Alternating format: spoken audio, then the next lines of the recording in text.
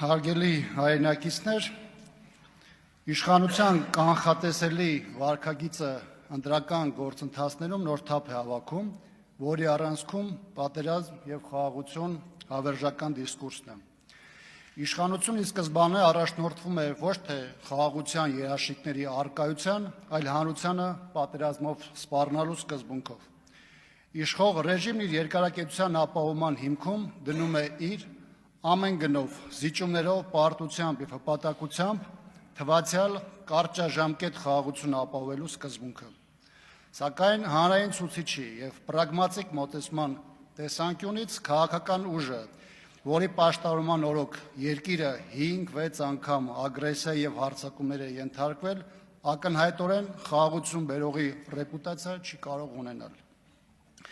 Երկրորդ,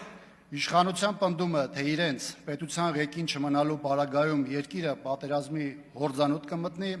ևս մեկ հիմնավորում է առ այն, որ սահմանային առկա ստատուս քվոն ոչ այնքան խաղաղություն է, որքան չկառավարվող հրադադար։ Երրորդ, Ադրբեջանի պահանջներն ու հավակնությունները վերջին 5 տարվա ընթացքում կայուն աճել են, և չկա որևէ երաշխիք, որ դրանք ընտրություններից հետո գործողների վերարտադրման պարագայում չեն ավելանա, ինչը կամ նոր զիջումների կբերի, կամ նոր պատերազմի։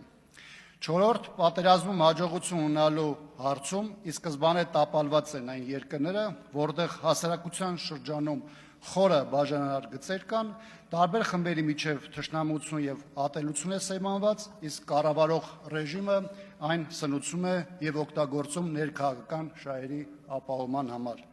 Իրական խաղաղության բանաձևը պետական շահերն ապահովող անվտանգության և դիվանագիտությամբ անհրաժեշտ մեխանիզմների ներդրումն է, որի ճկունությունը մի կողմից փոխզիջում է ենթադրում, մյուս կողմից ապահովում անհրաժեշտ անվտանգության բարձիկները։ Ժողովուրդը հոգնել է ձեր սին խոստումներից,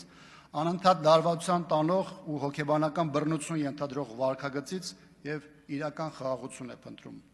Մեր հասարակությունը հոգնել է պատերազմներից, բայց առավել շատ հոգնել է ձեր բերած պարտություններից, անարժանապատիվ կեցվածքից, չավարտվող դժբախտություններից և ստի անսահման չափաբաժնից։ Ի վերջո հանրությունը հոգնել է ձեզանից և ձեր հետագա հնարավոր մասնակցությունը քաղաքական գործընթացներում նոր ձախողումների, կորուստների, զիջումների և պատերազմի հեռանկարի